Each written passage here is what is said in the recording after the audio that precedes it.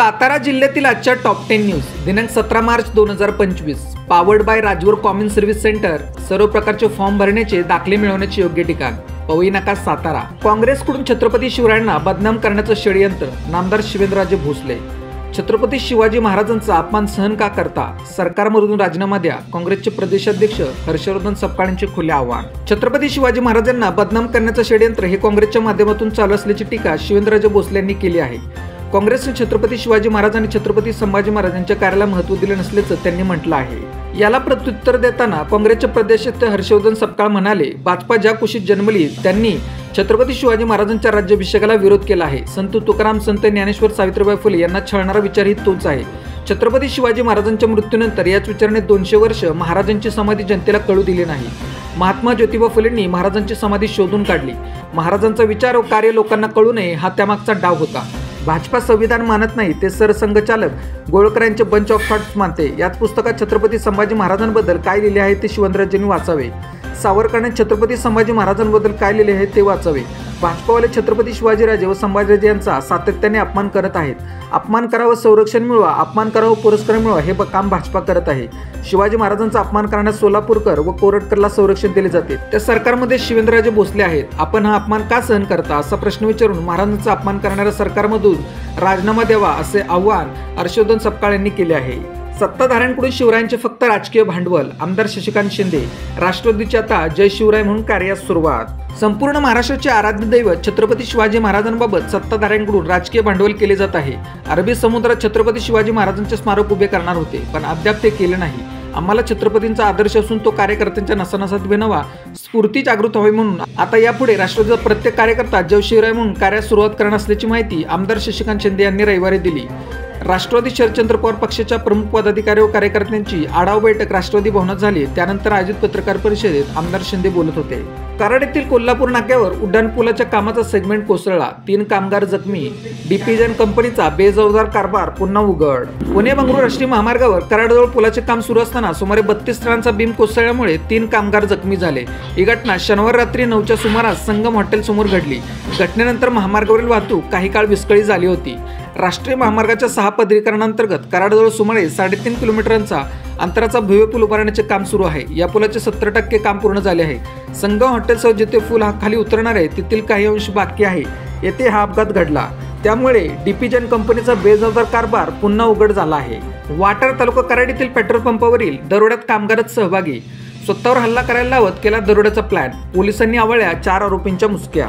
वाटार तालुका कराड येथील पेट्रोल पंपावर दरोडा टाकणाऱ्या तिघांना कराड तालुका गुन्हे प्रकरण शाखेच्या पथकाने मोठ्या शितपेने अटक केली।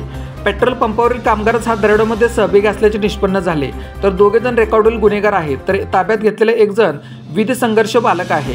रोहित उर्फ दाद्या सुदाम कदम राहणार सांगली, किशोर चव्हाण व परशुराम दुपटे दोघेही राहणार आटके तालुका कराड अशी अटक केलेल्यांची नावे आहेत। महामार्ग पोलीस हेल्पलाईन स्विच ऑफ, संबंधित विभागाचे दुर्लक्ष, वाहनधारकांचा संताप। पुणे बंगळुरू महामार्गावरील हायवे पोलीस हेल्पलाईनचा फोन स्विच ऑफ लागत असल्याने अपघातग्रस्तांचे आयुष्य टांगण्याला लागत आहे।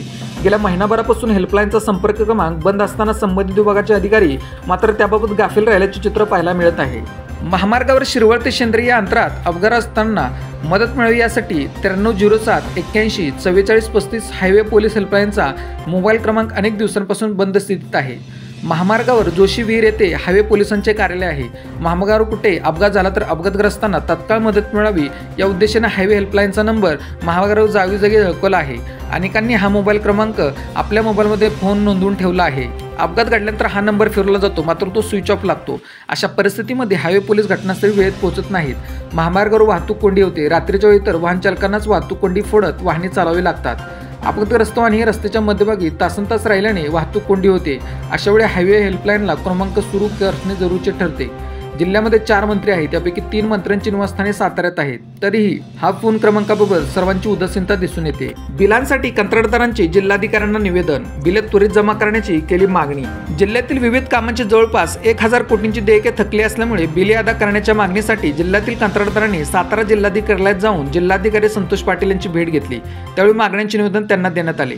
जिल्ह्यातील 1000 कोटींची बिले थकल्याने कंत्राटदार अडचणीत आहेत। याबाबत राज्य कंत्राटदार महासंघ, राज्य अभियंता संघटना, बिल्डर असोसिएशन ऑफ इंडिया, राज्य हॉट मिक्स असोसिएशन मजूर सहकारी संस्था पाठपुरावा करत आहेत. साताऱ्यात प्राथमिक शाळा सकाळच्या सत्रात सुरू, वाढत्या उन्हाच्या तीव्रतेचा परिणाम. सातारा जिल्ह्यात दिवसेंदिवस उन्हाची तीव्रता वाढत चालली असल्याने सातारा जिल्ह्यातील सर्व माध्यमांच्या सर्व व्यवस्थापनाच्या प्राथमिक शाळा 15 मार्चपासून सकाळच्या सत्रात म्हणजे सकाळी 7:30 ते 12:30 या वेळेत भरवण्यात येणार असल्याची माहिती जिल्हा परिषदेच्या प्राथमिक शिक्षणाधिकारी शबनम मुजावर यांनी दिली. अजिंक्यतारा किल्ल्याच्या पायथ्याशी तरुणाची आत्महत्या. अजिंक्यतारा किल्ल्याच्या पायथ्याशी एका तरुणाने झाडाला गळफास घेऊन आत्महत्या केली. ही घटना रविवारी सकाळी 6 वाजता उघडकीस आली. किरण गोविंद काळे वय 27 राहणार यादव गोपाळपेठ सातारा असे आत्महत्या केलेल्या तरुणाचे नाव आहे. सातारा शहरातील बंद फ्लॅट चोरांच्या रडारवर, नागरिक हवालदिल, सुरक्षेचा प्रश्न कायम. सातारा शहर व परिसरात सध्या घरफोडी बंद फ्लॅट फोडून लाखो रुपयांचा ऐवज चोरून नेला जात आहे. घराला अजून कशी सुरक्षा ठेवायची असा प्रश्न नागरिकांना पडला आहे. आठवडाभरात 8 फ्लॅट फोडून चोरट्यांनी 40 लाखांहून अधिक ऐवज लांबवला आहे. जिल्ह्यात सध्या यात्रा आणि लग्न समारंभाचा हंगाम सुरू आहे. त्यामुळे अनेक जण घर फ्लॅट बंद करून 3-4 दिवस गावी जात आहेत. ही संधी साधून पाळत ठेवून चोरटे आपला डाव साधत आहेत. कोणतीही वस्तू विक्रीच्या बहाण्याने अपार्टमेंटमध्ये जाऊन कोणता फ्लॅट बंद आहे याची माहिती घेऊन चोरटे दिवसा डवळे फ्लॅट फोडत आहेत. विशेषतः शहराच्या आजूबाजूला या चोऱ्या होत आहेत. वर्धेच्या ठिकाणी चोरी होत नाही. शाहूपुरी, करंजे, राधिका रस्ता परिसर, विसावा नाका, शाहूनगर, कोडोली या भागात सध्या चोऱ्या वाढल्या आहेत. शहरात क्वचितच चोरी होत आहे, परंतु उपनगरे आता सुरक्षित राहिली नाहीत. शहराच्या उपनगरांमध्ये जिल्ह्यातील ग्रामीण भागातील आलेले लोक राहत आहेत. हे लोक यात्रा किंवा लग्न समारंभासाठी गावी गेल्यानंतर इकडे त्यांचे घर फ्लॅट फोडले जात आहेत. घराला कुलूप लावून सुद्धा चोरटे गॅस कटरच्या सहाय्याने कुलूप तोडत आहेत. त्यामुळे अजून घराला कोणती सुरक्षा करावी असा प्रश्न नागरिकांना पडला आहे. उन्हाच्या तीव्रतेने रस्ते पडले ओस.